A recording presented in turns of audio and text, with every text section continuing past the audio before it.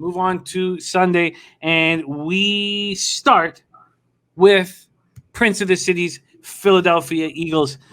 And it's Prince of the City that has stopped me from betting the Eagles at plus 3.5. I want the 5 futures that made the cut. Atlanta Falcons win total under 7.5 has made the cut. Let's go Eagles, Falcons. We'll start with the marketplace. Let me move this over. Here we go. For Philly, they open up as 3.5-point dogs. They are still 3.5-point dogs at most books. But Bet365, Intertops, actually, no, maybe 60% of books have now moved it to 3. This total opened up at 47. It's now at 48, and there are a couple 48.5s on the board. Dennis Garcia says, fly, Eagles, fly. Not flush. Alan laughing at the Falcons. Yes, the Falcons. I'll be trying to call it Falcons all year. All right, let's start with the cash flow in this spot to see if it makes sense that this favoritism is moved from 3.5 to 3. And we have 12,117 tickets in. 50-50 on the tickets, but 55% of the cash on the Falcons. From a over-under standpoint, there's 60% of tickets on the over, but just 49% of the cash. So pretty even. Pretty even. All right. Lamont Williams says, if y'all want money, take Tampa Bay money line. You know, Lamont, if I wanted to bet, 10K on this game, I guess I could see betting the money line there. They're just too big of favorites. I don't want to be there's no risk reward there for me. But maybe using it as a parlay piece for the games on Sunday, I can understand. Let's go back to the Eagles. 4-11-1 in 2020. Nick Sirianni's first year in charge. Steichen comes in and offensive coordinator, and Jonathan Gannon, defensive coordinator. So we see a few of these situations on this card. We see new coach, new offensive coordinators. We also see that whole situation in year 2, and we see them in year 3. And I'm curious to see and hear what you guys think of year 1 compared to year 2 and year 3. They bring in Devonta Smith. They jump up in the draft to draft him. Kerryon Johnson comes in from the Lions. Joe Flacco to back up. Zach McPherson from Texas Tech. Cornerback comes in. They lose Wentz, Deshaun Jackson, Alshon Jeffrey, and Jalen Mills. Jalen Hurts has created a lot of excitement. There's the Falcons defense that's often had a lot of trouble with mobile quarterbacks, and we've seen this 3.5 move to a 3.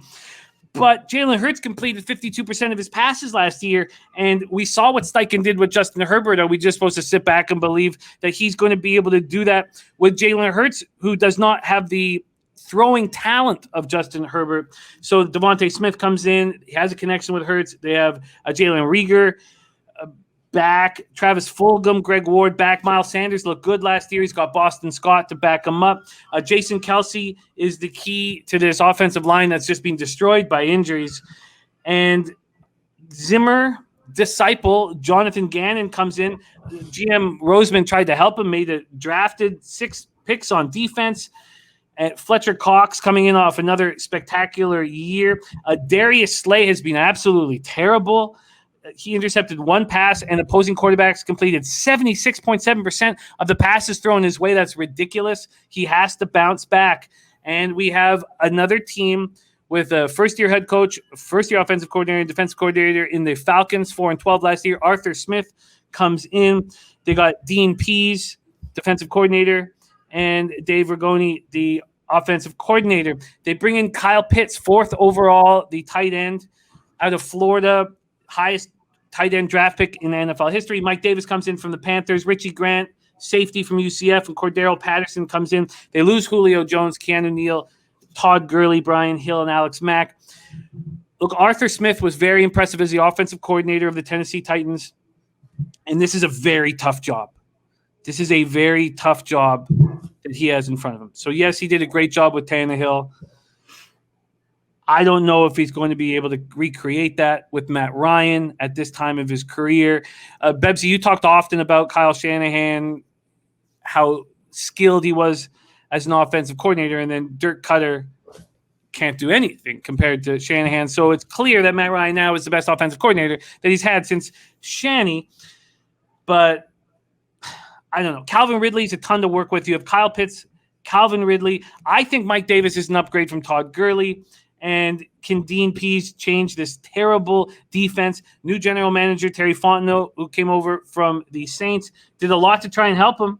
Added 3 new safeties in Deron Harmon, Eric Harris, and the second-round pick Richie Grant. They bring in, they already have, I should say, A.J. Terrell, who looked good in his rookie season. But Grady Jarrett is good on the defensive line. Who else? Dante Fowler took a pay cut. He's not good. And this Eagles' weakness, pass protection, well, they're not going to have to worry about it. That was my biggest thing here when I was about to pull the trigger, and maybe it's too late now, but I was about to pull the trigger because I was like, well, if the Eagles can't protect, well, they don't need to worry about Atlanta's pass rush. Maybe the Eagles will have all day. Very interesting spot here. Falcons at home to the Philadelphia Eagles. Bebsie, take it away. Jimmy, we could spend a half an hour talking about what we don't like about either one of these teams. I feel like I'd be on Atlanta if it wasn't for what they did to us last year. We did not have a very good record as a show because of Atlanta last year. They were killing it. There's just too much unpredictability from both of these teams. I don't hate the Eagles quite like Prince of the City does, but there's not much for me to like about them. Certainly not that opening presser from Sirianni. That was an absolute disaster. Man, do some rehearsal, do something. That was embarrassing. I'm not interested in this game, Jimmy. There's too many things I don't like about either team. I think there is a glimmer of potential with Atlanta, but that's basically it's flimsy. Like you said, Mike Davis is, I guess, an upgrade over Todd Gurley at this stage in their career, but not much of one. I really like Kyle Pitts. He was an absolute monster in Florida. I'm pretty sure he got Kyle Trask drafted, but I don't know. He's a rookie. He's a rookie tight end at that. Yeah, he looks every bit the part. He looks like he could go off and be an absolute stud, but I just don't have faith in either one of these teams. Certainly not enough that I would lay my money one way or the other with them. If you put a gun to my head, I'd probably put it on Atlanta, but I'd be real upset about that pick. Makes sense. Ian Cameron says 2 teams I'd rather bet against than bet on, so lean Philly as the dog. C-Max has words of Big Boss. This is a bum fight. Lean under. Chris Brady leaning towards the Dirty Birds -3. Von Polo says Atlanta sucks.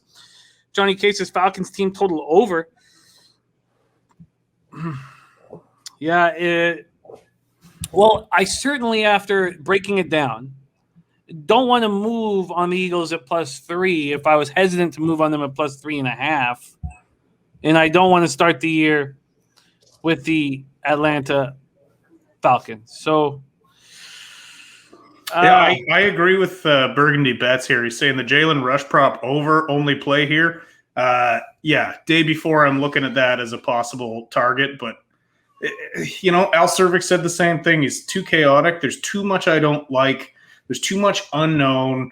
Both of these teams, like you said, new coaches. I just don't. I'm not excited about this. I don't want anything to do with it, Jimmy.